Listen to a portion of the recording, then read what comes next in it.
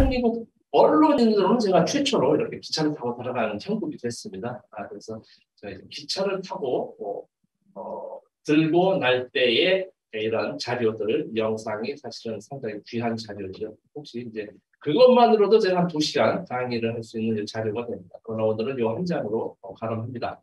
그러다 보니까 평양역이 국제역입니다. 평양역이 국제역. 저는 이제 우리는 지난 70년 동안 분단된 DMZ 군사분계선을 분단돼가지고 지금 섬 아닌 섬으로 좀 갇혀 살고 있다는 표현을 쓰고 있는데요. 참 안타까운 일이죠.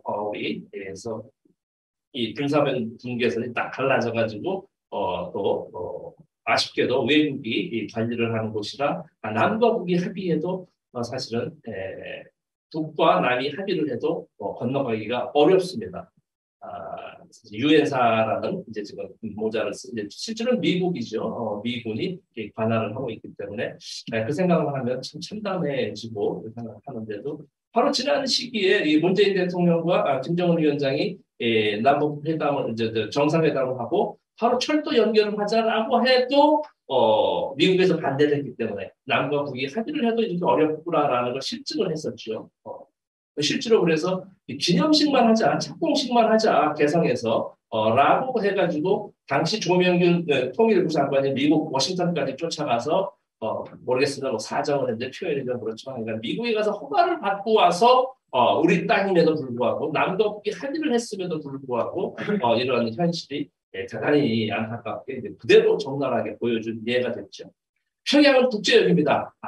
지난 이 일제강점기 70여 년 전에도 1945, 48년 이전에 이 분단되기 이전에도 오히려 국제역이었습니다. 서울역도, 부산역도, 목포역도, 물론 수원역도. 그래서 기차를 타고 서울역 가면 이제 국제 열차가 준비되어 있었죠. 그렇게 해서 평양을 거쳐서 개성을 거쳐서 평양을 거쳐서 신의주를 경의선이죠. 바로 경의선을 넘어서 중국으로 해서 중국만 가면 뭐 다 가지요. 그래서 이 평양역에서는 단독은 뭐 매일 운행을 하고요. 중국 베이징까지 주 4회 월수목토 운행을 합니다. 그리고 더 깜짝 놀라는 것은 러시아 모스크바까지 시베리아 횡단 열차를 운행을 합니다. 월 6회, 주 1회 이상이죠. 그러니까 날짜 시간표가 다 있습니다. 그래서 오히려 이북 사람들은, 조선 사람들은, 북한 사람들은 비자만 받고 이것만 받으면 평양에서 기차를 타고 러시아만 가면 모스크바만 갑니까? 또 연결해서 프랑스 파리까지 또 유로스타라는 해저 터널 도보 해역 넘어서 영국 런던까지 평양에서 기차를 타고 갈 수 있습니다.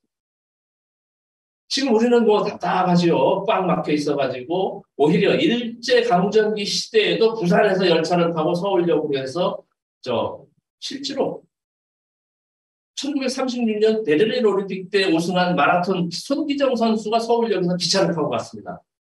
그리고 그 이전에 이준 열사께서도 네덜란드 헤이그까지 한 달에 걸쳐서 서울역에서 기차를 타고 시베리아 횡단을 거쳐서 간 분입니다. 물론 뭐 대표적인 분들이고 그래서 지금 언제까지 우리 세대에는 참 아마도 뭐 우리 당대에는 가지 않을까 싶은데 우리 자식들 세대만큼만은 좀 가서 신혼여행도 가고 기차를 타고 그래서 유럽으로 아이들 때 이 수학여행도 가고 이렇게 하면 얼마나 좋겠습니까? 많은 70여 년째 막혀 있는 안타까움을 지금 이 자리에서 말씀드려서 저도 저 역시 안타깝게 짝이 없습니다.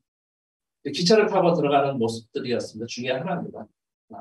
혹시 다음에 기회가 되면 기차를 타고 중국 단동에서 평양에서 또 단동까지 하는 기회가 있기를 바라고요.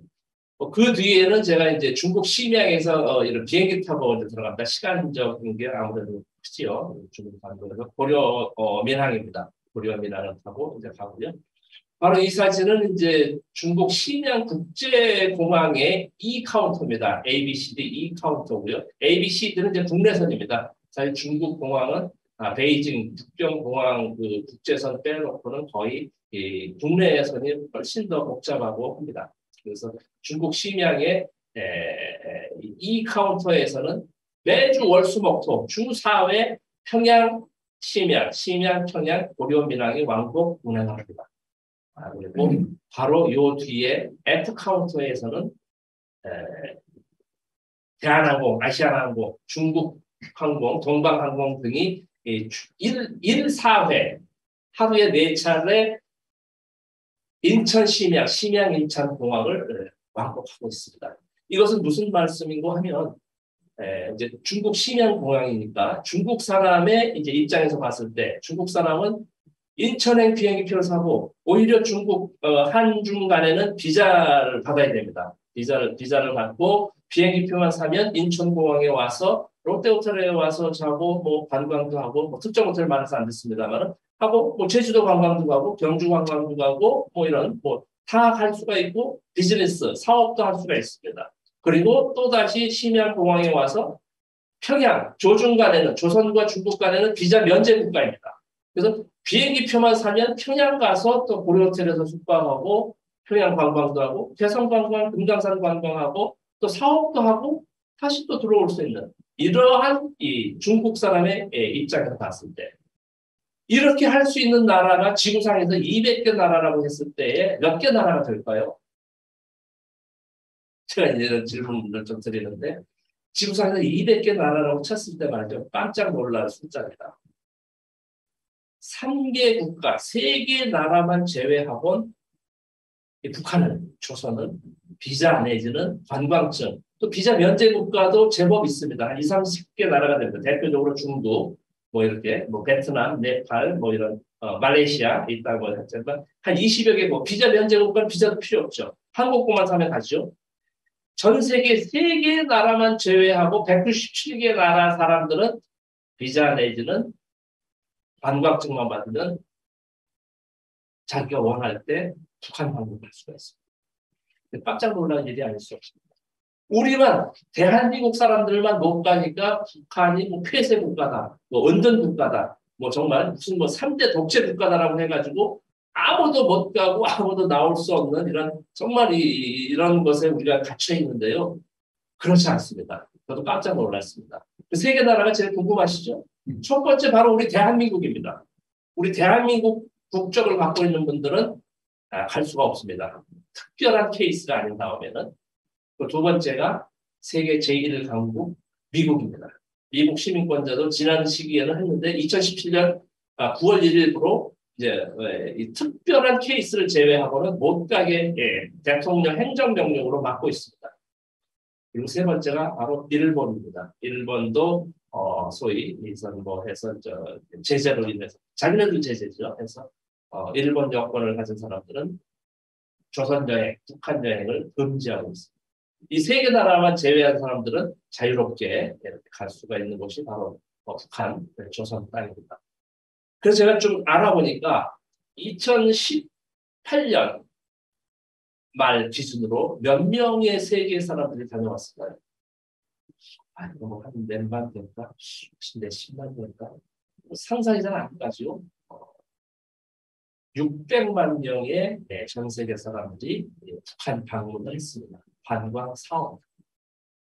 600만 명이라면 얼른 따져봐도 한 달에 몇 명인가요? 한 30만 명? 50만 명, 50만 명. 한 달에 50만 명. 그럼 하루에 10,000명 이상이죠. 15,000명. 어림잡아도 하루에 15,000명이 들고 나도 45,000인가요? 우리 대한민국 아마 수천 아마 2천만 명 정도 될 거야. 아무래도 그거보단 적지만 생각보다 많죠, 여러분. 지구상에서 600만 명의 전 세계 사람들이 방문을 하고 있음에도 불구하고 우리는 은둔 국가, 폐쇄 국가로 알고 있죠. 참고로 말씀드렸습니다. 이제 중국 심양에서 평양까지 고려민항을 타고 이제 이 압록강을 넘어가는 이 순간입니다. 제가 창가에 앉아가지고 찍었는데요. 이 오른쪽이 중국 단동입니다. 이 하얗게 살짝 보이는 게 이 고속철도 전철역입니다. 기차역입니다. 우리 서울역 천장이듯이 단동 기차역이고요. 여기 압록강 철교입니다. 시리같이 보이죠. 여기 이제 신의주 시가지 외곽에 이제 논이지요. 여름입니다. 강물이 좀 누렇죠. 압록강 건너가는 순간. 이 가장 큰 섬이 위화도라고 합니다. 여러분 다 아시죠?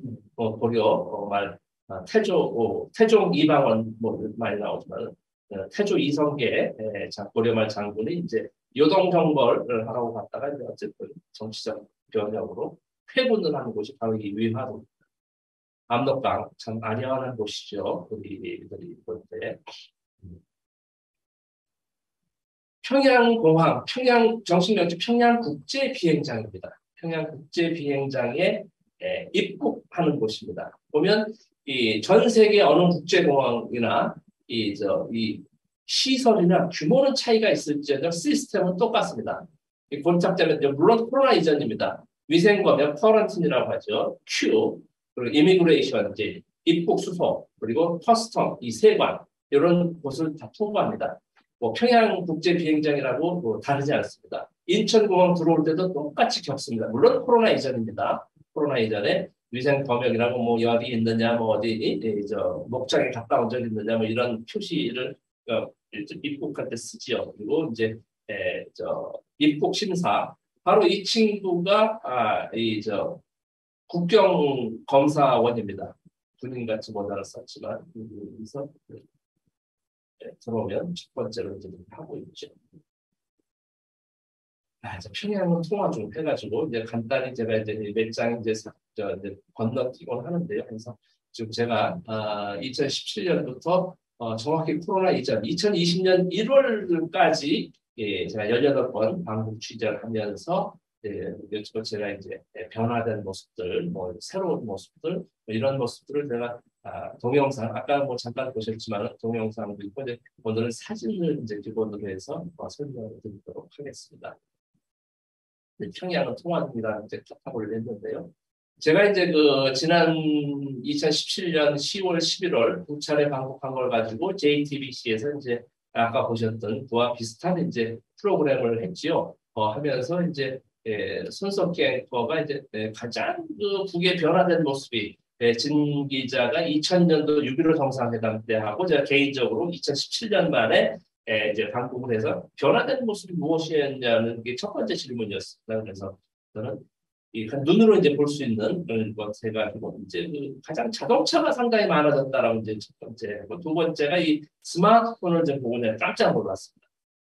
투지폰도 아니고요, 저보다 폴더폰도 아니고 이 스마트폰.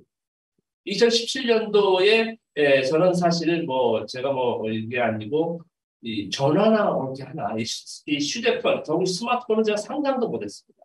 상상도 못했지만 제가 깜짝 놀랄 정도로 스마트폰으로 놀랬고 두 번째가 이제 자동차가 많아졌다 해서 이제 택시도 그 2000년대는 거의 없었거든요. 전혀 거의. 그러나 이제 택시가 아주 눈에 많이 띄었어요. 그래서 스마트폰 몇 장, 택시 사진 몇 장으로 이렇게 보면서 몇 장 나오고 있습니다. 이게 바로 제가 2018년도 6월 여름입니다. 10월쯤 됐어요. 10월. 이때 이제 제가 또 프로그램 찍을 때 원산, 금강산 이쪽 할 때 가서 어떤 모습입니다. 중국 사람, 일본 사람, 물론 대한민국 사람 아닙니다. 북한 사람입니다. 조선 여성입니다. 스마트폰 일행을 찍는 장면. 이때는 이날은 저 말고는 전부 북한 사람들이었습니다. 좀 이따 또 말씀드리면 기회 되면 여러분들이 느끼시는 대로 이때는 2017년 제가 첫 방북한 제가 10월 6일 날 들어갔다 그 다음 날쯤 됐을 때에 광복지구 상업중심이라는 그 백화점 같은 곳입니다. 이 식품법 우리나라의 이마트, 홈플러스보다 규모는 좀 작죠. 그런 곳입니다. 1층에 식품 코너에 깜짝 놀랐어요. 깜짝 놀랐어요. 이 스마트폰입니다. 이 전화를 들고 저보다 한 5m 떨어진 곳인데 이 양반, 이분은 제가 사진 찍는 줄 몰라요. 조금 떨어진 곳에서 이제 좀 줌렌즈, 뭐 아주 망원은 아니지만 조금 멀리서 한 5m 이상 찍었는데 뭐라고 잘 안 들리는데 뭐 좀 크게 말해라 뭐 하면서 저거 우리 말이니까 다 들리잖아요. 이렇게 해서 저는 깜짝 놀랐어요. 이 휴대폰 사진은 거의 2017년, 18년 초반의 사진입니다. 이거는 제가 얘기하지는 어딘지 모를 거예요. 제가 뭐 수원역 앞인지 제가 이제 가는 곳마다 이야기를 합니다. 무슨 부산역 앞인지 목포 항구 앞인지 제가 얘기하자면 모를 거다. 이건 역시 2018년 4월 정일 겁니다. 제가 이제 찍은 사진 물론 2017년부터 2020년 1월 이전 사진입니다만은 제가 굳이 이게 언제 어디서 얘기하는 또 의미가 있습니다. 우리 김경수 기자도 있지만은 이 기사의 기본은 육하원칙이라고 하죠. 언제 어디서 누가 무엇을 어떻게 왜가 가장 기본적인 이 팩트입니다. 그래서 지금 보면 뭐 일부 북한 전문가라고 하는 분들 또 특히 이제 이렇게 탈북에서 오신 분들 보면 전부 아주 뭐 시각에 따라서는 다르지만 거의가 다 북을 아주 아주 적도 그런 적이 없어요. 아주 증오에서는 아주 반복적이고 아주 저는 심지어 심한 왜곡을 한다는 생각을 갖고 있습니다. 그래서 언제 어디서가 가장 중요하거든요. 아니 30년 전, 40년 전 상황을 갖고 마치 어제처럼 얘기하는 분들이 제법 많습니다. 사실 그 대표적인 게 굶어 죽었던 시기 얘기 많이 합니다. 북에서도 공식적으로 인정을 합니다. 고난의 행군 시기에 사실 수많은 인민들이 굶어 죽었다. 그것이 1990년도 초반부터 2000년 초반까지 아주 어려운 시기에 했다. 그래서 언제 어디서라고 이야기를 하면 좋을 것 같은데 이 어려운 시기에 나는 굶어 죽기 싫어서 두만강을 헤엄쳐 건너서 총탄을 피해서 넘어왔. 좋습니다. 좋습니다. 언제 어디서라도 1991년도 92년도까지 몰라도 90년도 초반에 왜 모르겠습니까? 넘어온 거 다 기억하는데 제가 거의 40년 전에 학교 졸업한 거 40년 가까이 결혼식 같은 거 다 알지 않습니까? 결혼 날짜 까먹어서 제 처한테 맨날 혼나지만은 몇 년도 결혼하고 몇 월 따는 건 알지 않습니까? 그 정도까지는 얘기를 해야 되는데 마치 엊그제 한 것처럼 바쁘대기 주워 먹고 이런 꽃제비라든지 이런 처참한 상황. 아니 우리 50년 더 됐죠. 전쟁 시기에 전쟁 고가 시기 얘기하면 어떻게 되겠습니까? 그래서 지금 시기 그래서 저는 통일 TV를 하고자 함도 바로 지금 이 사람들이 지금의 북한 지금의 조선 사람들이 무엇을 먹고 무슨 생각을 하는가 또 이 이념적으로 가면 정치적으로 가면 아주 복잡해집니다. 우리는 지난 시기 전쟁까지 하지 않았습니까? 생각이 다르다고 이념이 다르다고 지금도 마찬가지입니다. 북은 공산사회주의 남은 자본시장경제 이게 가장 대표적으로 다른 것 가지고 서로가 하려고 그러면 대화가 안 됩니다. 그래서 평양선을 갈 수밖에 없습니다. 이런 부분들은 좀 놔두고 가장 쉽게 접근할 수 있는. 그러니까 음식, 소위 요즘 얼마나 먹방이든 먹거리가 상당히 방송으로도 많습니까? 저 사람들은 무엇을 먹고 아주 음식도 맛있고 아주 음식이 좋고 많습니다. 그 음식 그리고 관광지 금강산 관광 아름다운 금강산 칠보산 이런 관광지 그리고 이런 자연 다큐멘터리 그리고 역사 1945년 이전 역사는 똑같습니다. 남과 북으로 갈리지 않았었습니다. 오히려 고려의 역사 유물은 북쪽이 더 많습니다. 고구려 시기에 백제신라는 이제 남쪽이 더 많겠죠. 당연히. 그래서 이런 역사적으로 접근한다 그러면 또 우리가 금방 접근할 수 있습니다. 45년 이전으로 가서. 그래서 그런 역사 드라마는 이런 것들로 좀 쉽게 좀 접근을 하자. 맨날 어려운 이념 사상 얘기하지 말고. 그래서 통일 TV가 이제 머지않은 곧 개국을 하게 됩니다. 그렇게 되면 아까 본 방송이라든지 이런 것들 해서 좀 정치 사상적인 거는 저라고 쉽게 접할 수 있는 그래서 좀 하자라는 것이 통일 TV의 주목적이기도 하고요. 이 얘기하다가 이제 넘어갔는데요. 바로 2018년 4월 봄 축전이라고 평양 대극장에서 공연을 보고 나온 청년이 어디론가 전화하는 모습. 이때 저도 공연을 같이 보고 나왔거든요. 이제 1,000몇백 명, 2,000명이 쏟아져 나오는 겁니다. 여러분 영화관이나 공연장 갈 때 휴대폰 다 꺼놓고 최소한 진동으로 해놓고 무음으로 해놓으라고 그러지 않습니까? 똑같습니다. 북에서 공연 전에 이 아나운스먼트를 합니다.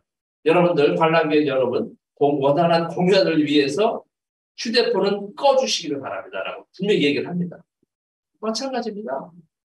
평양극장에서도 이 친구 꺼놓고 나와서 보니까 막 이제 남아 있는 거예요. 전화 온 것도 있고 이렇게 메시지 온 것도 있고 하니까 제가 들리지는 않았습니다. 멀어서 지금 나 평양극장에서 공연 보고 나는데 전화 너 와 있더구만 찍혀 있더구나 너 왜 했냐고 이런 식의 하는 상황입니다. 이 상황. 여기는 어딥니까? 저 평양의 모란동 공원의 을밀대입니다. 모란동이죠. 서울엔 남산이 있고 수원은 여기 팔달산이 네, 팔달산이죠. 이렇게 있습니다. 우리 대한민국의 도시마다. 그래서 수원은 이제 모란동이죠. 산이라고 하지 않고 야트막한 언덕에 을밀대라고 있는 곳에 휴일날 관광 와가지고 이 식구가 온 거예요. 이 자식이 하나 한 명이에요. 이저 빨간 마오라 이게 이제 저 소년단 이제 우리로 치면 이제 그저 보이스카우트 걸스카우트 보이스카우트 걸스카우트 이런 표식입니다. 아마도 뭐 초등학교 6학년이나 중학교 1학년쯤 되고 있는데 뭐 제가 물어보진 않았어요. 이저 아빠가 스마트폰입니다. 카메라가 아니고 스마트폰으로 사진 찍는 거예요. 찍어주는 거예요. 물 밑에 딱 이제 간판 집어넣고 찍겠죠. 이 뒤에는 이제 손잡고 데이트하는 족들이고, 여기 이제 부모님 모시고 와서 또 이렇게 사진 찍는 이 장면입니다. 이거 보세요. 이게 지금 금강산. 왜 금강산에 그날은 전부 접혀놓고 다 북한 사람들, 조선 사람들이었습니다. 비가 많이 와가지고 이 사실 금강산 가보신 분 아시겠지만 돌이 많잖아요. 미끄러가지고 발이라도 부러지고 하면 이거 어디죠 러시아 뭐 이런 미국 사람은 안 되고 못 갖고 하지만 저 해외 유럽 주로 유럽 동남아시아 이분들이 많습니다. 그리고 뭐 다리라도 부러지고 하면 이게 이제 헬리콥터 비상으로 띄우고 해서 해야 되니까 외국인은 입산 금지를 시킨답니다. 저 같은 케이스는 이제 북쪽 사람은 아니지만 이건 뭐 이날이 아니면 저는 또 다른 곳으로 가야 됩니다. 꽉 짜여진 일정으로 해서 비를 무릅쓰고 이제 가서 취재를 갔죠. 오히려 비가 멎어지면서 구름이 싹 개이면서 상판단의 그 신비스러운 모습을 또 찍을 수가 있었습니다. 동영상 여러분들도 금강산으로 또 강연할 수 있는 게 있는데 또 다음 기회 되면 보여드리고요. 이분 보세요. 어디서 셀카봉을 구했는지 이 양반은 단풍이 아름답습니다. 여기는 구룡폭포입니다. 뭐 하면서 계속 찍는 거예요. 여기도 보니까 이 친구는 이제 금강산 해설사입니다. 관광 가이드입니다. 안내원. 이 친구가 이제 손님 해서 조금 밝은 모습 보이죠. 웃으면서 찍으세요. 뭐 하겠죠. 라고 해서 있고. 물론 자기 스마트폰은 또 이 주머니에 있습니다. 이 양반은 찍은 사진 돌려보는 겁니다. 다 보잖아요. 이게 눈 감아나 안 감아나 하여튼 특히 여자분들은 뭐 이게 뚱뚱하게 나왔어 뭐 이제 지워버려 뭐 이런 이 상황이 한 장면에 세 대의 스마트폰이 잡혀 있습니다. 이런 것 여러분들 본 적 있습니까? 제가 당연히 이렇게 보여드린다는 생각을 갖고 있습니다. 스마트폰, 휴대폰 많지만 조금 더 말씀드립니다. 여기는 어디입니까? 저 평양 고려호텔 맞은편에 그 창관거리라고 하세요. 이제 별무리 찻집이라고 이름도 별무리 카페입니다. 서양 음식, 햄버거, 스파게티, 피자, 스위스 민속 음식, 뽕듀까지 하는 곳입니다. 바질을 전 여기서 알았어요. 사실 우리도 아는데 바질도 뭐 집어넣어서 이 푸릇푸릇하게 뭡니까? 바질이 뭡니까? 하니까 뭐 얘기를 해주고 저도 알았는데 이 별무리 찻집의 주방에서 제가 취재할 때에 이쪽에 또 이 주방 동료들입니다. 이 친구들이 2018년도입니다. 여기도 이제 서울 평양 JTBC에서 이제 두 도시 이야기할 때 이 통일 TV가 곧 개국을 하는데요. 그때 다시 한번 또 보여드릴 겁니다. 이때 또 이 장면이 나올 텐데 이 친구들이 이 옆에서 취재를 하니까 동영상 사진 찍어주는 겁니다. 예를 들면 우리 수원 민주주의 시민 아카데미에 이제 통일 TV가 취재를 왔어요. 우리 대표님 이제 찍을 때 이런 뭐 아카데미 하는데 뭐 어떻습니까? 하면 이제 통일을 위해서 뭐 하는 이것을 우리 사무국장 좀 사진 좀 찍어주시면 통일 TV 취재 상황 그림 상황이 이해되시죠? 저 지금 쌍꺼풀 수술한 거예요. 여기 모르겠습니다. 저는 물어보진 않았는데 예. 쌍꺼풀 잘 들어보셨네요, 우리 대표님. 예. 이렇게 해서 이게 바로 코로나 이전에 이렇게 아주 철저하게 위생을 합니다.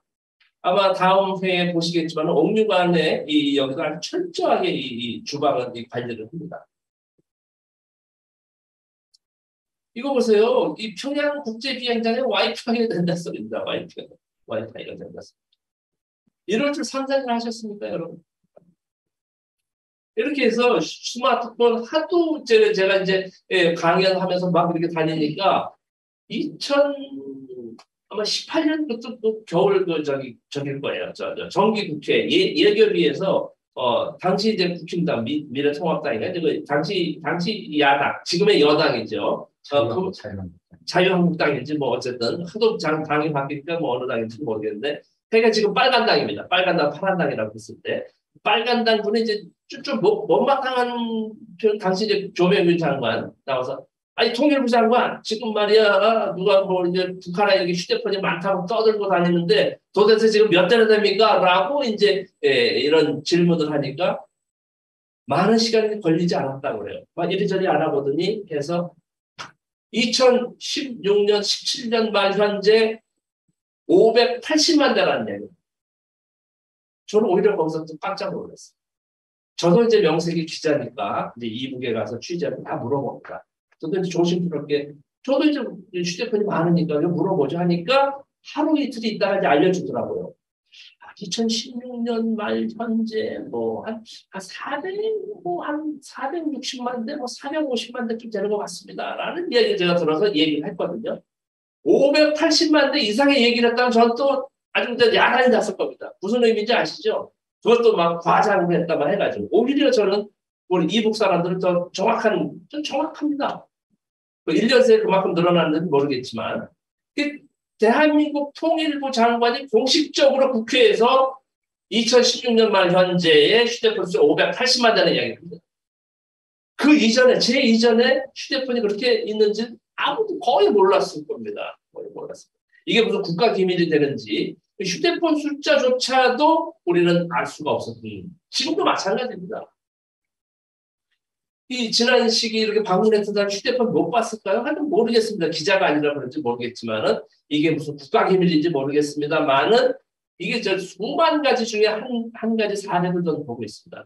그래서 이북에 대한 북한에 대한 정보는 이 당국자들이 누군지 모르겠습니다만은 뭐 어디 통일부가 됐든지 뭐 어디 국정원이 됐든지 뭐 이 북한 정보를 하는 사람들이 다 쥐고 앉아가지고 알려주지 않은 거죠. 뭐 물어봐지 않아서 왜 얘기 안 했다라고 할 수도 있겠지만은 그러니까 북한에 대한 정보만큼만은 다 이렇게 이게 물론 분단 상황에서 뭐 그런 이해 못하는 바는 아니지만 이러한 것조차도 우리는 까맣게 모르고 있다 일반적으로. 제가 가기 전에도 있었을 겁니다.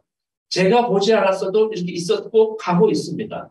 내가 모른다고 저 사람들은 그게 아닙니다. 그래서 분명히 이건 좀 인식을 해 주십사 그래서 말씀을 드리는 겁니다. 그래서 저는 정확히 아는 게 중요하다. 지금도 저 어렸을 때 제가 이제 좀 연식이 돼서 60이 좀 넘은 지가 제법 됐는데 저 어렸을 때는 시골 같은 경우는 저희 뭐 서울에 살았습니다만도 동네에 전화가 한두 대밖에 없었어요. 뭐 백색 전화 뭐 해가지고 뭐 백색 전화 뭐니 뭐 아주 전화비도 뭐 아주 돈도 많이 줘야 됐고 뭐 시골은 말할 수도 없죠. 뭐 이장님 집에 전화했어가지고 아무개 아버지 전화 받으세요. 확성기로 하면 가서 쫓아가다 받고만 이런 시기 아닙니까? 그렇게 알았어요. 이북이 북한이 그런 지금도. 그러나 가서 보니까 그게 아니더란 말이에요. 아마도 대한민국 국민 아마도 절반의 거의 많은 사람들이 그렇게 알고 있어요. 그렇지 않더란 말이죠. 580만. 그러면 또 어느 분들은 그럽니다. 저거 말이야 평양 잘 사는 곳 특권층만 사는데 평양만 저런 거 아니냐. 평양 인구가 몇 명인지 아십니까 여러분? 북한의 조선의 인구가 2,500만이라고 통상 쳤을 때 평양을 보통 250만 정도로 보고 있습니다. 그러면 평양 시민 빵살부터 100살까지 모든 시민이 250만의 평양 주민이 양손으로 하나씩 두 개씩 들어도 500만 명. 여러분 가만히 생각을 해보세요. 상식적으로 이렇게 퍼져 있습니다. 우리 대한민국 이만큼만은 아닐지언정 적지 않은 사람들이 저 뭐 개성 원산 다 가봅니다. 원산에 떨어진 울림포라고 아주 시골입니다. 몇 단입니다. 거기 여행 온 관광 온 학생들도 휴대폰으로 사진 찍고 다 합니다. 그러니까 여러분들 정확히 아는 것이 중요하지 않습니까? 지금 수십 년 전에 바풀떼기 주워 먹고 전화기 막 이렇게 하던 시절에 머물러 있으면 되겠습니까? 지금 이렇게 바뀌어가고 있는데 그래서 저는 저 뭐 체제 선전 뭐가 아니고 일단 정확히 알자 합니다. 정확히 알자. 뭐 적절한 표현은 아니지만 지피지기면 백전백승이라고 상대방을 알아야 무슨 뭐 대책도 세우고 대안도 나오고 하지 않습니까? 통일 TV 하려고. 아까 말씀드렸듯이 이제 휴대폰, 스마트폰 좀 받고 이제 택시, 자동차가 많아가지고 이제 자동차 중에 이제 택시. 이건 역시 거의 이제 2018년도에 제가 묵는 평양 호텔입니다. 1960년도에 완공됐다고 하고 이제 다시 계속 리모델링을 하지요. 꾸준히. 그래서 제가 볼 때는 한 삼성급은 됩니다. 제가 이곳에 518호에 거의 뭐 제 방이다시피 뭐 거의 한두 달에 한 번씩 가서 2주 정도 있었으니까 있다시피 여기가 바로 이제 인터넷 선이 잘 돼가지고 제가 도착 때부터 이제 출발하는 날 아침 8시까지 인터넷선을 저는 제공받습니다. 물론 사용료는 내죠. 그래서 뭐 인터넷이라는 것은 전 세계 어딘가 다 연결이 된다는 소리입니다. 서울의 제 통일TV 직원들하고 소통하고 미국에 있는 제 자식하고도 이메일 주고받고 뭐 이 휴대폰도 가서 뭐 유심 칩만 바꾸면 통화는 된다고 하는데 굳이 뭐 또 평양까지 또 이북까지 가서 통화해서 또 이렇게 할 저는 안 해가지고 일단은 이메일로 이런 뭐 뉴스 연합뉴스 뭐 구글 뭐 이런 다음 다 이거 포털 다 네이버 다 검색해서 뉴스 보고 다 합니다. 그래서 평양 호텔 앞에 바로 이 택시들이 줄지어 서 있는 모습입니다.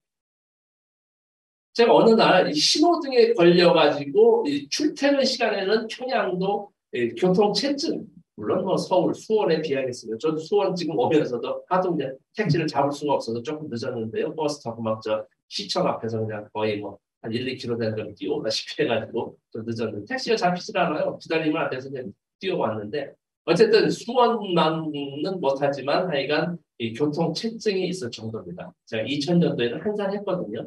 2017년도, 18년도, 19년도 제가 가봤을 때는 여러분 그 기억나실 거예요. 그 김일성 광장 같은데 큰 사거리에 올라가기 부상한 여성 교통경찰과 수신호를 막 하던 그 장면 생각나실 거예요. 오죽 자동차가 없으면 큰 사거리에 수신호를 했겠습니까? 그러나 지금은 거의 다 신호등입니다. 여성 경찰이 있는데 그 가생이 갓길에 나와가지고 이제 교통 단속을 했죠. 다 신호등으로 인해서 제가 타고 다니는 자동차에서 신호등 걸려서 택시가 한 카트에 이렇게 3대가 다 걸려 사진 한 장 찍어서 여러분께 보여드립니다. 이 뒤에가 이제 버스고요. 여기는 어딥니까? 바로 여러분들 이제 이 평양 여행, 북한 여행이 되면 이제 평양 관광 가서 옥류관 냉면 꼭 뭐 최소한 한 번 이상 가실 겁니다. 옥류관 앞에 큰 길의 이면도로에 줄지어선 택시입니다. 이런 상상을 못 하셨을 거예요, 여러분들. 제가 단연코 이렇게 보여드린다는 생각을 갖고 있는데요. 이렇게 살고 있었습니다. 지금도 살고 있고요. 맨날 보면 우리 뭐 바쁠때기 주워 먹고 고난의 그때 모습들 장마당에서 막 변방 지역에 막 악담을 쓰는 모습들을 보고 있죠. 막 멱살잡고 싸우고 물론 뭐 그런 모습도 있겠죠. 그러나 이런 모습도 있다라는 걸 여러분들께 말씀드립니다. 모란봉 공원 갈 때 제가 여기서 또 말씀드릴게요. 택시 하니까 또 이제 조금 이제 우리의 그 정치 우리 대한민국의 정치 스펙트럼이 얼마나 다양합니까? 1부터 100까지 아주 막 극과 극이지 않습니까? 막 태극기 들고 태극기만 들고 다니는 건데 성조기 또 일장기 또 이스라엘기까지 들었는 요즘엔 뭐 어떻게 뭐 정권이 바뀌어서 어떻게 되는지 내가 나가보지는 않았습니다만 아주 뭐 다양한 스펙트럼이 있지 않습니까? 네, 그래서 저도 쉽게 뭐 이렇게 저렇게 얘기하지 않는데요. 어떤 분이 대놓고 얘기는 못하지만 이제 댓글을 달아서 하는데 보니까 이제 아주 제가 여러분들 제가 숨길 이유도 그대로 제가 말씀드릴게요. 저 북한 놈들 말이야 쎄 빠지게 노동 쳐서 월급 몇 푼이나 받는다고 저 택시를 대중교통이라고 그런다고. 저 불구죽죽한 저 재미동 프랑스 불구죽죽한 놈이 가가지고 북한에 체제 선전하고 있다고. 특권층이나 외국인이나 타는 택시를 갖다가 대중교통의 하나라면 지금 체제 선전하고 가요. 가보지도 않은 분이 어떻게 그렇게 자신 있게 얘기하는지 모르겠어요. 옛날에 시골에 남대문 보지도 않은 사람이 더 많고 하듯이 저는 최근에 가장 많이 가본 전 대한민국 언론인으로서 대한민국 사람의 한 명으로서 가장 많이 가본 사람이에요. 우리 5천만 명 자신 있게 얘기할 수 있어요. 그것도 취재로 사진 찍고 동영상 찍고 인터뷰할 수 있는 그 취재 권한을 가지고 제가 본 모습들입니다. 그 사람들은 가보지도 않은 사람들이 그렇게 얘기를 하고 있는 거예요. 자기 생각을 얘기하는 거예요. 그래서 제가 택시 취재를 했습니다. 휴일날 타고 저는 가면 이제 공항서부터 이제 오는 날까지 렌트카를 하죠. 용차를 하죠. 저는 이제 개인 부담입니다. 제가 뭐 북한 정부의 지원을 받을 이유도 없고 해주지도 않습니다. 저 통일TV 취재를 가니까 자부담으로 이제 가서 다 이렇게 합니다. 그래서 저는 이제 그 용차, 이제 렌트카를 쓰고 있는데요. 하루에 25달러 주고 그거 쓰고 있는데 택시를 이제 저도 하도 그러니까 택시를 한번 타봤어요. 그래서 이제 기사 선생, 기사 양반, 이제 동영상도 있습니다. 아무리 그래도 담배 한번 투어치고만 탑니까? 이렇게 마이크 드릴 수는 없잖아요. 무식하게. 예, 아무리 기자라도. 그래서 이제 살금살금 이제 물어보는 거죠. 아, 기사 선생, 이거 저 하루에 보통 몇 분이나 손님이 탑니까? 라고 하니까, 뭐, 저 쉬어보지는 않았지만 속으로. 보통 하루에 내가 한 40명, 50명 봉사를 합니다. 이런 표현을 쓰고 있어요. 봉사라는 표현을 쓰더라고요. 그래서 저는 이제 가면서 또 이렇게 보니까, 저는 이제 궁금한 거죠. 누가 40명, 50명 주로 어떤 분이 이 택시를 이용하나요? 라고 하니까 이 양반도 이제 뭐 좀 생각하면서 이제 얘기를 하는데 몸이 불편한 사람들이 택시 탄다는 거예요. 다리 이제 목발을 짚는다든지 기부스를 했다든지 이게 환자죠. 몸이 불편한 사람들이 이제 택시를 이제 모시기도 하고 그리고 또 다음으로는 짐을 많이 든 사람들. 그래서 쇼핑센터라든지 백화점이라든지 이 버스나 역 앞에 택시가 줄 서지지 않습니까? 이 짐을 많이 든 사람들. 평양에 이제 교통수단 중에 하나가 이제 지하철이 있습니다. 지하철 타면 지난 우리 보면 이제 충무로역이 가장 깊었죠. 지금은 이제 서울역에 공항철도가 쭉 너무 내려가는데 평양의 지하철역은 보통 최단거리가 100m, 깊으면 150m까지 내려요. 제가 조금 과장하면 하루 종일 내려가는 것 같아요. 저 아래가 보이질 않습니다. 아주 깊이 내려가죠. 뭐 핵전쟁이 나도 뭐 방공오다 이래가지고 사회주의권, 러시아, 중국 보통 이런 그 지하철이 되게 깊게 돼 있습니다. 그래서 사실 지하철은 우리 대한민국보다 북쪽이 더 먼저 개통을 했습니다. 박정희 대통령이 1970년도인가 71년도가 2년도가 정확치는 않은데 70년도 초반에 북한의 평양에 지하철이 개통됐다고 하니까 우리 대한민국의 박정희 대통령 각하께서 깜짝 놀래가지고 북한 놈들이 지하철을 했단 말이야. 우리 서울도 빨리 까라 해가지고 청량리역에서 시청역까지 서울역까지 한 15m, 20m 지하철이라고 할 수는 없는데 어쨌든 땅속으로 피 파가지고 만드는 것이 지하철 1호선입니다. 이제 중학교 때입니다. 1975년도 8월 15일에 대통령이 제가 박수 치러 갔습니다. 제가 사실은 가까워가지고 개통했다고 막 축하 박수 치러 간 기억이 나는데 그래서 그 3년 만에 1, 2년 만에 급히 만든 게 지하철. 어쨌든 그 지하철 생각이 나는데 지하철 그리고 이제 버스 대중교통이 평양에 북한에 그리고 이제 철길이 있는 이제 궤도 전차 철로가 되어 있는 이제 전기로 가는 그리고 무궤도 전차 해가지고 버스인데 엔진은 전기 엔진으로 해서 가는 또 이렇게 무궤도 전차.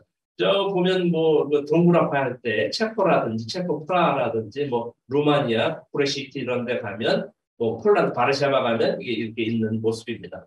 어느 평양역 사진을 이 전차가 있는 궤도 전차 사진 보면 동그랗게 어느 도시 같다라는 분도 있어요. 실제로 그런 장면도 있습니다. 어쨌든 그러고 하고 택시가 그 대중교통의 한 역할을 톡톡히 하고 있습니다. 그래서 바로 택시가 그래서 기사 양반 얘기하다가 여기까지 왔는데 그래서 짐이 많은 사람, 몸이 불편한 사람 그리고 세 번째가 다른 도시에서 와서 이 도시의 길을 모르는 사람이 탄다는 거예요. 저는 이제 가면 이제 오늘 수원은 뭐 제가 아는 곳이라 왔지만 저 지방 도시 가게 되면 KTX 타고 가서 거의 택시를 탑니다. 뭐 버스도 있겠지만은 제가 이렇게 잘 모르니까 택시를 타고 지방 다른 도시니까 그렇게 하고 네 번째가 빨리 가고 싶은 사람이 탄다. 빨리. 우리 택시는 말이죠, 선생님. 우리 공화국에서는 이제 얘기를 합니다. 우리 공화국에서는 말이죠. 북한을 우리나라라고 얘기할 때 제가 또 이 참고로 말씀드립니다. 제일 많이 쓰는 말이 공화국이라는 말을 씁니다. 조선민주주의인민공화국의 약자인지 하여간 공화국. 여러분들 그저 사랑의 불시착이나 공작 뭐 이런 북한 관련 영화를 보면 아 공화국에서 나왔습니다. 뭐 공화국 이런 말을 많이 쓰는 거예요. 실제로 공화국이라는 말을 많이 씁니다. 두 번째가 조국이라는 말을 씁니다. 조국. 그 조국입니다. 어쨌든 조국에 진 선생님 조국에 언제 들어오셨습니까? 진 선생님 공화국에 어디 가보셨습니까? 이렇게 물어봅니다. 그리고 세 번째가 우리나라 똑같이 우리나라는 말을 많이 쓰고요. 네 번째로 조선이라는 말을 씁니다. 조선민주주의의 약자인데 조선에 뭐 언제 오셨습니까? 조선에 어디 가보셨습니까? 아, 조선에서 제일 맛있는 음식이 뭐였어요? 이렇게 이제 물어보죠. 공화국이라는 말 말씀. 택시 운전수도 우리 공화국에서는 말이죠. 북한에서는 말이죠. 지하철이나 버스는 정해진 정류소에서 옵니다. 이 세 개 어디나 마찬가지입니다. 그러나 우리 택시는 손님이 타서 원하는 곳까지 골목 원하는 곳까지 모셔다 드립니다. 이런 표현을 씁니다. 기가 막힌 답변 아닙니까? 여러분들 택시 왜 탑니까? 아마 전 세계에서 이 몸이 불편해서 짐이 많아서 길을 몰라서 빨리 가려고 이 네 가지 말고는 평양 사람, 북한 사람도 똑같은 이유로 택시 보여드리겠는데 택시 기사가 이렇게 얘기를 하더라. 이게 바로 또 저는 이제 가면 바로 평양극장 앞입니다. 2018년 4월 때 아까 그 휴대폰 한 그 젊은 친구 있던 네. 저는 가면 진짜 1인 2역 3역을 합니다. 사진 찍어야죠. 또 동영상도 찍어야죠. 또 몇 마디 물어봐서 이름이나 적어놔야죠. 여기서 이제 두 번째 장면 보시는데요. 이 택시 운전수들은 이제 아는 거죠. 평양극장에서 몇 시 되면 한 1000여 명이 쏟아져 나오니까 택시 뭐 이 광장인데요. 뭐 20, 30대가 쫙 순식간에 몰려드는 겁니다. 그래서 이 뭐 전화도 하고 뭐 바쁜 사람들은 이렇게 타고 가는 거예요. 이게 너무 이렇게 왔다 갔다 하지. 제가 읽어보죠. 네. 또 여기도 바로 요 앞에 버스 정류장도 있습니다. 그리고 여기서 또 한 1, 2km 가면 바로 또 평양역이에요. 지하철도 있고. 그래서 바쁜 사람들은 타고 가는 겁니다. 여기는 이제 남포이지 않습니까? 남포에 제가 이제 휴일날 온천군이라고 있습니다. 평안북도, 황해북도, 온천 그리고 남포 옆에서 또 한 1시간쯤 들어가는데 온천 좀 놀러 갈 때 이제 택시 타고 가는 저는 택시는 물론 안 타는데 이 지방 도시에 오히려 택시가 더 많습니다. 원산 같은데. 지금 이제 8시가 7분 되는데요. 어쨌든 지금 이 사진 자료가 거의 200장 가까이 됩니다. 그러나 지금 뭐 한 20, 30장 보셨을 거예요. 그래서 다음 주까지 연결되는데 시간 되는 대로 그리고 보시고 또 질문 있으면 한두 가지 받고 해서 아마 8시 20분까지 끝내달라고 하시는데 8시 지금 이제 7분이거든요. 되는 대로 시간까지 보고 이렇게 진행을 하도록 하면 좋을 것 같습니다. 질문 한두 분은 좀 부탁드립니다. 그래서 이것은 제가 이제 춘천 MBC하고 이제 공동 제작을 했는데요. 이제 아이들 놀이 해서 했는데 이제 북쪽 아이들의 놀이 해서 참 이런 그 여중생 아이들이 이제 줄넘기 하는 모습입니다. 이거 보고 저는 참 오랜만에 봤는데 초등학교, 소학교 아이들이 4학년인가 뭐 그렇다고 그래요. 이 닭싸움, 무릎치기라고 그러더라고요. 저 오랜만에 봤어요. 요즘 우리 어린아이들 이런 놀이 좀 안 하는 것 같아요. 하면 좋을 것 같은데. 이거 얼마나 밝은 모습입니까? 얘 자빠지는 모습에 손 놓쳐가지고 요 순간인데. 이렇게 해서 서로 편먹고 이제 닭싸움 하는데, 이 선생님이 보고, 인조단지 깔린 소학교, 초등학교입니다. 맨날 우리는 이런 아이들 바쁠 때 주워 먹는 모습만 봤잖아요. 어느 지역이에요? 물론 이제 평양입니다. 평양의 이제 소학교. 제가 2019년도에 이제 거의 이제 유치원부터 이제 소학교, 초등학교, 초급중학교, 중학교, 고급중학교, 고등학교, 대학교 해가지고 교육과정을 쫙 취재를 했습니다. 통일 TV 대로 다 보여드릴게요. 동영상으로. 이런 학교 취재 갔을 때 모습입니다. 이거 중학생 아이들이 다 기마전. 우리 군대에서 하고 제가 못했는데 어렸을 때 많이 했어요. 저는 이제 어렸을 때 몸이 가벼워가지고 주로 말을 탔는데 등치 좋은 아이가 이제 말잡이하고 옆에 알고 중학생 아이들입니다. 소위 때깔을 한번 보시라고 자세히 옷 입은 거나 뭐 이렇게 한번 보세요. 공원에서 하는 모습입니다. 이 태양광이 상당히 많습니다. 전기가 그러니까 집에도 웬만하면 또 태양광에다 또 해놓고 전력사정이 많이 활용을 하고요. 이 기마전하는 모습이 있다. 중학생이라는 게 중학생 아이들. 뭐 안경 쓴 친구도 있고 뭐 덩치 큰 아이들은 또 이렇게 하고 가벼운 아이죠 비교적 올라가고 모자 뺏긴 하는 거예요. 모자 뺏긴 딱 하고 뭐 보시라고 신발도 거의 비슷하죠. 거의 학교에서 배급하는 신발입니다. 교복도 있는데 이제 교복까지는 안 입고 나왔죠. 자유롭게 이제 티셔츠 입고 뭐 이렇게 나와서 놀이하는 모습. 요거 보고 저는 깜찍한 아이들 여기도 이제 소학교입니다. 지덕체 해가지고 이제 이 줄넘기 하는데 7살이면 소학교 초등학교 1학년 0세부터 5세까지 타가소 뭐 이렇게 하다 보면 그것도 밤새도록 얘기를 하는데요. 어쨌든 이 소학교 1학년 아이들이 이 조선옷 한복을 입고 그럼 깜짝 소름이 돋는 걸 느꼈어요. 또 누구십니까? 손님입니다. 들어갑니다. 들어오세요. 월, 화, 수, 목, 금, 토 그대로 하더라고 얘네들이. 어렸을 때 정말 50년 전에 제가 초등학교 때 들고 때 처음 듣는 모습이었어요. 이런 거 동영상을 여러분 보셔야 돼요. 통일치고 빨리 개국이 돼서 이렇게 해야 된다. 아직까지 5년째. 아무래도 조만간 이제 다음 주쯤 아마 좋은 소식을 들려드리지 않을까 생각이 드는데요. 이렇게 하고 있단 말이죠. 맨날 밥줄대기 주워 먹고 그냥 애들 총싸움하고 막 이런 어린애들까지 뭐 군사훈련을 시킨단 말이에요. 이런 모습만 보아왔는데 물론 있다는 봅니다. 그러나 이런 모습도 있다. 이렇게 양면이 있지 않겠습니까? 음이 있으면 양이 있고 이런 뜻이. 그 학교 보면 위하여 배우자 있지 않습니까? 위하여 배우자. 무엇을 위하여 배우자일까요? 김정은을 위하여 배우자, 김일성을 위하여 배우자, 주체사상을 위하여 배우자. 이런 이제 아주 반복 교육을 받고 이제 냉전 교육을 받은 대부분의 우리 사람들은 그렇게 알 겁니다. 조선을 위하여 배우자. 우리 대한민국을 위하여 배우자 같이 국가를 위하여 배우자. 우리나라를 위하여 배우자. 유치원부터 대학교까지 학교는 다 국립입니다. 사립 없습니다. 국가에서 다 무상 의무 교육을 합니다. 고등학교까지. 대학도 의무는 아니지만 다 무상 교육입니다. 심지어 대학원 석사, 박사 과정도 무상입니다. 오히려 석사, 박사 나이 먹고 이제 결혼을 하게 되면 생활비까지 지원을 합니다. 장학금을 차죠. 학비는 물론 안 돼요. 이게 이제 다른 거죠. 그럼 뭐 좋겠다. 뭐 좋다 나쁘다. 이거하고 또 모르겠지만 다른 겁니다. 자본사회주의하고 자본주의하고 사회주의. 이 가장 기본이 의식주에서 이 주거가 국가에서 배정을 합니다. 병원비, 의료 국가에서 부담합니다. 교육비 국가에서 부담합니다.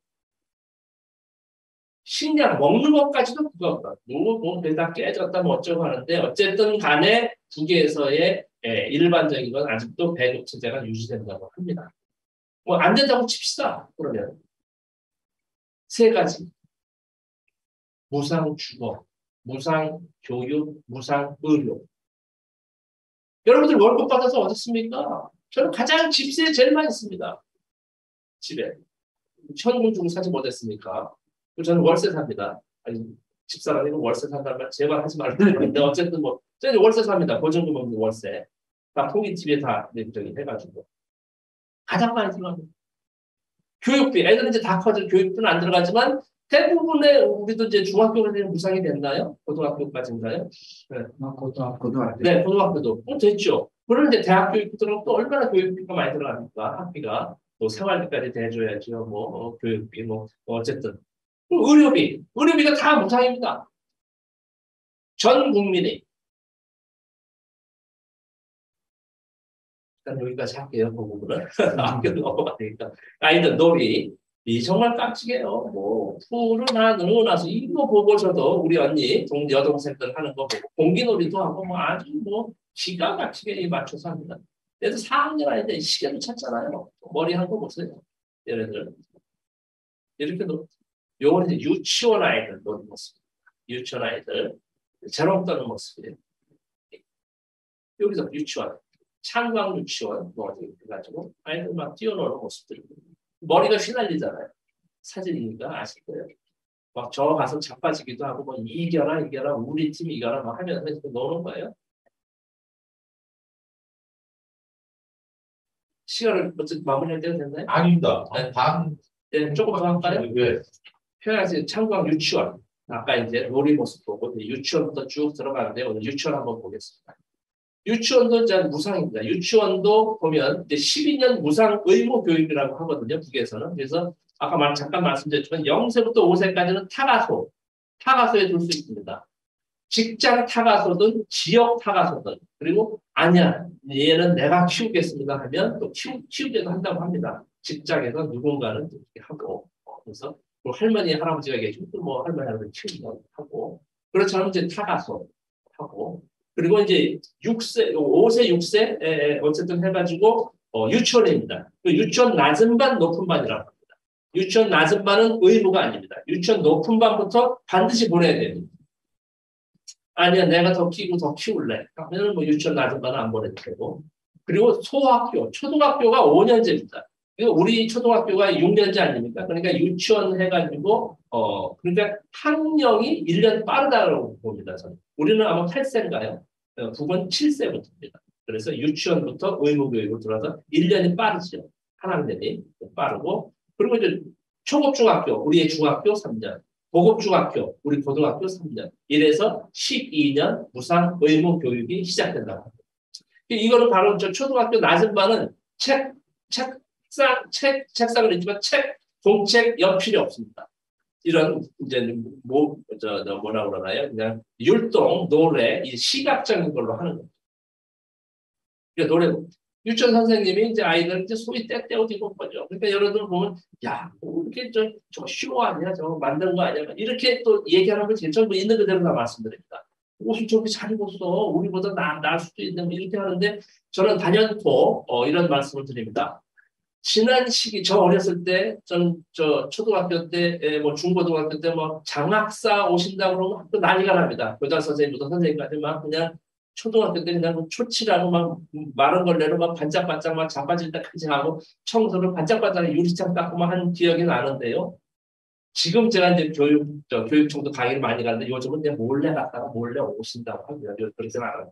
어찌됐든 취재를 가면 북도 마찬가지입니다. 미리 제가 사전에 취재 의뢰를 하죠. 이번에 교육기관으로 해서 유치원 한두 군데, 또 소학교 또 한두 군데, 뭐 초급, 중학교, 고등학교 한두 군데 제가 이제 취재를 해야 된다고 다 얘기를 하죠. 그러면 선정은 북에서 하는 겁니다. 북에서 당국자가 가면 제가 이제 우리 교육청, 교육성에 이제 담당 국장급이 나와서 또 제 안내를 합니다. 사실은 이렇게 해가지고 이제 유치원 하면 이제 유치원은 이제 선정은 거기서 하는 거죠. 그리고 몇 월 며칠 날 통일 TV 재미동포 진천규 선생이 와서 취재 동영상까지 하니까 여러분들 좀 없는 것 같다는 게 아니라 좀 깨끗이 하고 청소하고 또 학생들도 이왕이면 좀 좋은 옷 깨끗한 옷 좀 입고 나와라. 좋은 옷보다는 표현이 좀 어쨌든 해외로 나가고 찍으니까 그런 정도지 뭐 없는 것 갖다가 입히고 뭐 없는 것 갖다 놓고 이 점 아니라는 걸 제가 기자적인 이제 30년 40년 기자적인 감으로 자신 있게 말씀드릴 수 있습니다. 그리고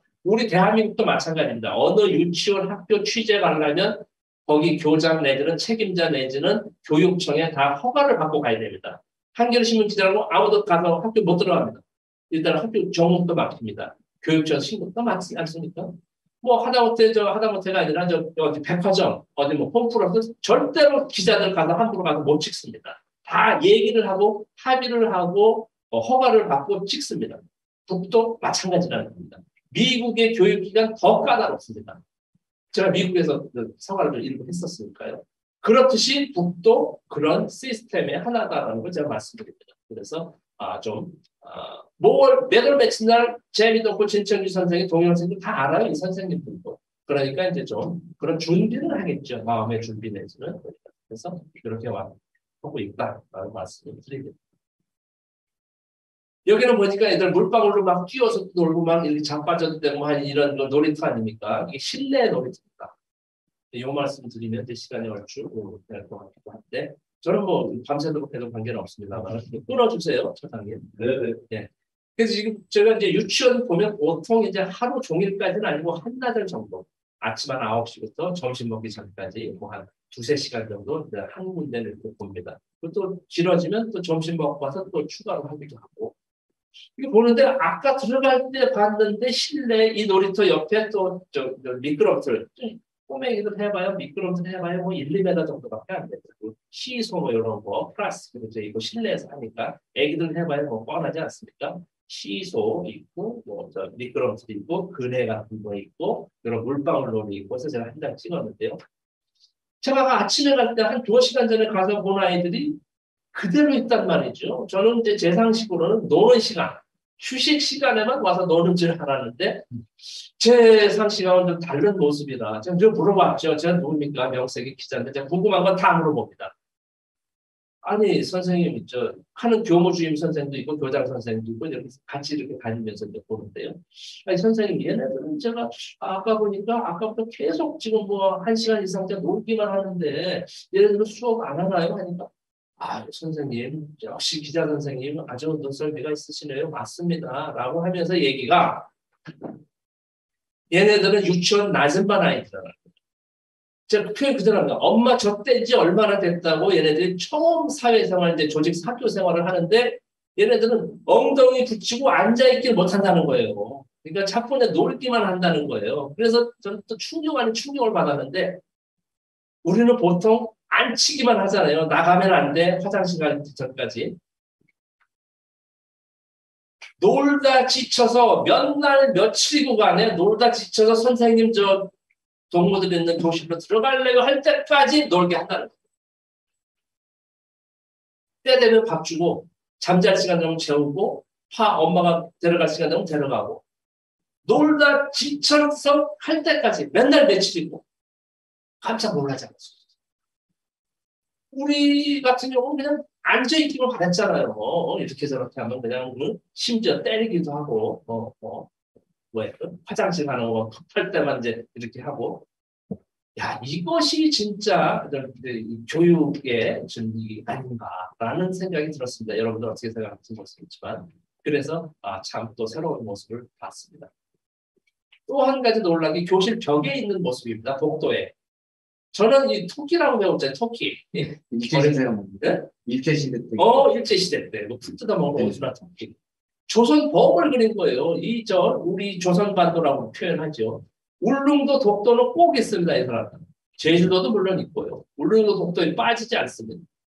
이거 보면 이 중국 대륙을 향한 조선범의 위대한 모습으로 했다고 하면서 이렇게 딱 발톱까지 세우는 이 모습으로 중국 대륙을 호령하는 조선범을 했다는 걸 보고 저는 정말 가슴이 뿌듯함을 느꼈습니다.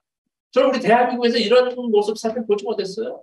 이런 거 왜 해서 아이들한테 알려주지 않나 모르겠어요. 이거 좀 운동 차원에서 아마 좀 제안을 하고 싶은 생각이 들었어요. 이 지도도 보면 말이죠. 이 조선 전도라고 그래요. 한반도 지도라고 그러는데 경상도 자세히 보면 말이죠. 부산, 울산, 대구, 광주, 전주 다 표시되어 있어요. 여기 신의주도 표시되어 있지 않습니다. 원산은 있지만 함흥, 청진도 표시되어 있지 않아요. 그게. 이 남쪽은 그렇게 또 자세히 표시를 해놨어요. 우리 대한민국에서 볼 때 북에 뭐 양강도, 자강도 이거 뭐 저도 이 지도 보고 알았는데 함경북도 남도만 알았지. 좀 어떻게 가르치는지 모르겠는데 북에 다 이렇게 가르치는지 모르겠어요. 초등학교, 소학교 4학년 사회 시간에 동영상이 다 있습니다. 독도, 조선반도의 제일 동쪽 저요 선생님이 지적하면 경상북도 울릉군 독도입니다. 저 깜짝 놀라지 않을 수 없어요. 특수 수업 시간이 아니에요. 일반적으로 다 그렇게 가르친다고요. 조선반도의 제일 남단 제주도 밑에 마라도입니다. 우리 한반도의 제일 북쪽 끝 어디가 물론 할 수도 있겠지만 이렇게 가르치고 있었습니다. 깜짝 놀라지 않을 수 없었어요. 이제 아까 유치원 선생님들이에요. 요거까지 하고 이제 다음 주에 넘어갔습니다. 얼마나 예쁩니까? 뭐 생김새 예쁨이 아니고 제가 이제 그 아이들 유치원 아이들 인터뷰는 못합니다. 저것도 이제 초등학교 고학년부터 이제 학생들 인터뷰 들어가는데 선생님들 인터뷰합니다. 교장 선생님은 물론이고 일반 선생님들 인터뷰를 하는데 제가 물어봤습니다. 아이들이 말썽을 부리고 막 이렇게 하면 선생님 어떻게 하십니까? 제가 차마 우리 대한민국의 아이들 보면 정말 가슴 아프고 물론 뭐 만에 하나 뭐 저 천분의 일의 확률이지만 뭐 아이들 유치원에 그냥 저 뭐냐 그 어린이집에 그냥 밥 안 먹는다고 막 팽개치고 막 표현하기도 뭐하는데 그런 동영상 보면 가슴이 찢어질 것 같은데 어쨌든 막 이렇게 막 떠밀고 막 이런 게 하는데 어쨌든 그래서 여기 선생님들은 유치원 아이들이 말을 안 듣거나 말썽을 부리면 어떻게 하십니까 하니까 잊어먹지도 않아요. 정성 감화 교양을 한다 표현했습니다. 정성을 들여서 감화, 감동을 주는 교육을 한다. 정성을 들여서 정성 감화 교양. 아, 저렇게 아주 뒤에 분께서 메모도 하시는데 아주 훌륭하십니다. 정성 들여서 그러니까 이 얘기를 하면 유치원 아이니까 이제 그 아이의 아무리 좀막저 이런 뭐 말썽을 피워도 그 아이의 특장점을 찾아내서 장점 예를 들면 아유 장군감 같이 생긴 우리 이 학생이 이렇게 말썽을 부려서 되겠습니까? 안 되겠습니까? 아닙니다. 하면 학생이 스스로 느껴서 자기가 그것을 교정한다는 거예요. 그래서 정성을 들여서 감동을 주는 이걸 찾아서 한다. 여학생 같은 경우는 아이고 우리 공주같이 예쁜 우리 영순 학생이 이렇게 말썽을 부리면 되겠습니까? 안 되겠습니까? 하면 그리고 이 선생님들은 유치원 아이부터 어느 아이도 존댓말 씁니다. 저는 요즘 학생 선생님들 모르겠지만 야 임마 이 어렸을 때 야 임마 선생님들 보니까 반장이 수업 시간도 잠깐 취재하니까 모두 차려 하지 않습니까? 그럼 선생님께 인사 건네하고 안녕하십니까? 뭐 이렇게 인사 않습니까? 북에서는 말이죠. 모두 차려. 그러니까 선생님이 학생 동무들 안녕하십니까? 선생님이 인사를 합니다. 이것도 깜짝 놀란 일 중에 하나였어요. 이게 다른 거죠. 뭐 좋다 나쁘다가 아니고. 그래서 이 선생님들한테 어쨌든 학생 동무라고 학생 동무 이해서 되겠습니까? 영순 동무 존댓말을 쓴다는 말을 하고 또 물어봤죠. 그래도 또 말을 안 들으면 어떻게 합니까?